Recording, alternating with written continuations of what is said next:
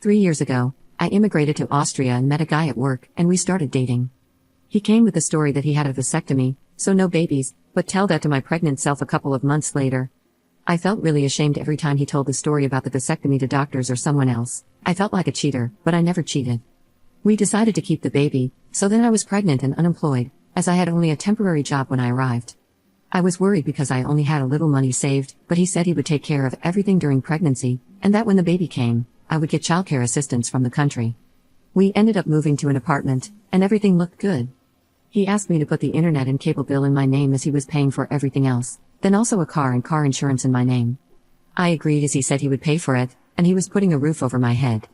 By the time the baby came, I was still thinking everything was okay, but then we had stress about the citizenship. I wanted the baby to have dual citizenship, but until then, she only had Austrian, and he refused to apply for the second. Then came the time for paperwork, and he said that it took time for the childcare money to come. He had access to my account so that he could take care of it, or so I thought. I never got the childcare money, and he never talked to me about it. I didn't know why. He said it was missing my resident permit, and he was also supposed to take care of it, but never did.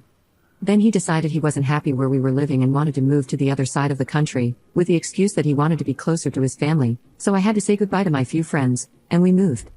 One day, he said he was having trouble with my Austrian debit card, and he asked me for the code for my home country bank card.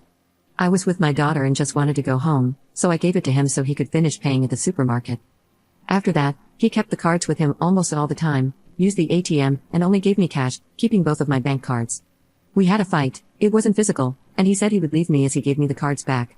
He started having problems with the landlord, so we moved again. We would stay a couple of months and then move. One day before moving, he said that he didn't have money for the deposit, and I had the option to ask my parents for money, or we could sleep under a bridge and take our daughter to an orphanage. That was the moment I stopped trusting him.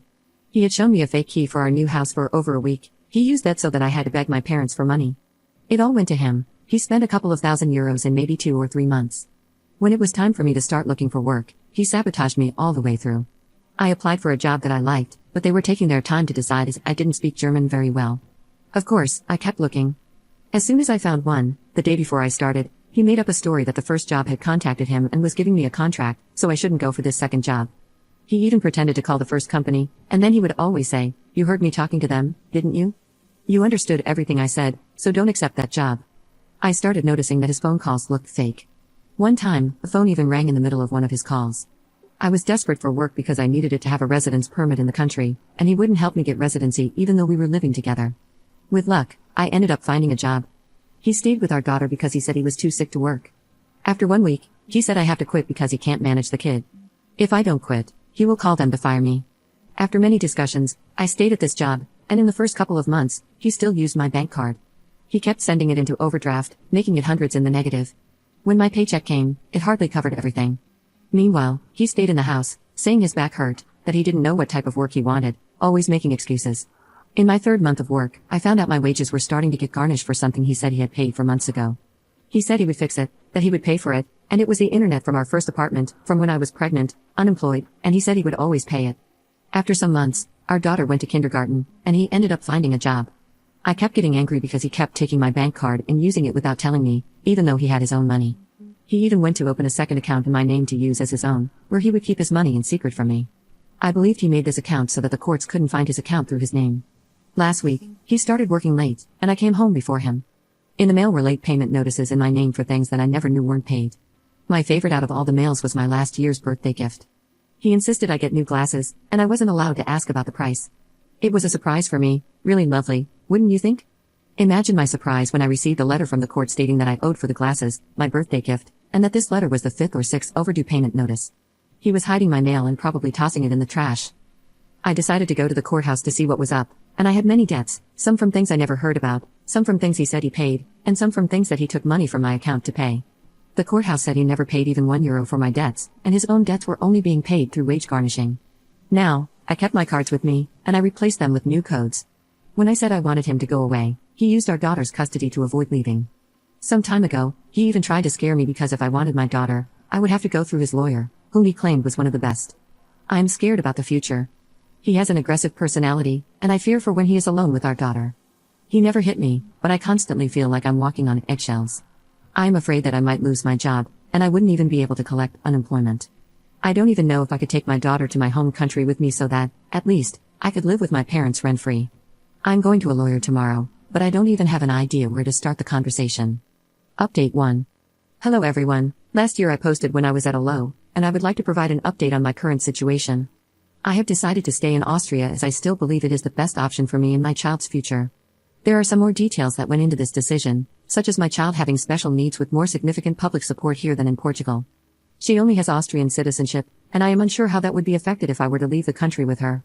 I went to a lawyer, and his advice was that the first priority was to get myself a place.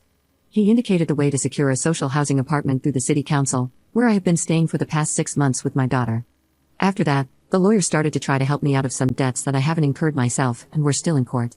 Unfortunately, the ones that I have signed or were already through judgment stayed, and I have started paying them. I am fortunate that my family helps me, and I am able to manage it. I was also able to get some welfare and mandatory child support. In November, my ex went to jail for the frauds that he had committed. Although he is there until the end of the year, it wouldn't surprise me if he would get extra time, as he had made additional debts and frauds that are not yet accounted for in the sentence. He is also labeled as someone untrustworthy by the police and in the nearby community. As this is a really small city, I don't think he has a chance to turn this back on me as the bad guy or something. I have also tried to get sole custody of my daughter, which came through as of last week. Because he is in jail and not replying to my sole custody request, it was a simpler process than I had thought it would be. I would like to thank everyone who commented on my first post. It helped me realize the severity of the situation and the damage that was already done, and it helped solidify the decision to leave him as quickly as possible. Update 2. After 6 years, I can proudly say that my life now is pretty boring. I tried to protect my daughter's right to have contact with her father, keeping casual encounters centered around her, always supervised, but that ship also sailed away. As I had suspected, my ex got his sentence extended and stayed over 3 years in jail, where he would get some free weekends, and I would let him visit us.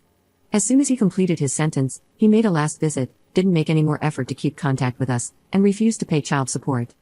As much as I think my daughter had this contact right, it stopped making sense. For the last few years, we haven't had any contact with my ex, and the only thing between us is the court-mandated child support, managed through CPS. I keep in contact with my daughter's grandmother, but she also hasn't kept in contact with her son, and we hardly speak about him. I retained sole custody and requested dual citizenship for my daughter. She started school in 2021, and everything was pretty ordinary. I didn't particularly like my daughter's school system, so in 2022, we made a leap of faith, packed all our things, and moved to Vienna. Everything went way better than I ever thought. The new school for my daughter is great. We found a good apartment that I was free to decorate as I like, and I was able to keep my pretty boring job. I have complete control of my finances, and I am free to make any decision I want. We are in a very stable condition, financially secure, with lots of healthy routines. We started to build a network of friends. I now have contact with my daughter's health association, attend single mothers events, and participate in my neighborhood community gardening project. It is great to feel that I am part of multiple communities. I enjoy my independent life and am so happy that all the reasons that motivated my first Reddit post are just distant memories.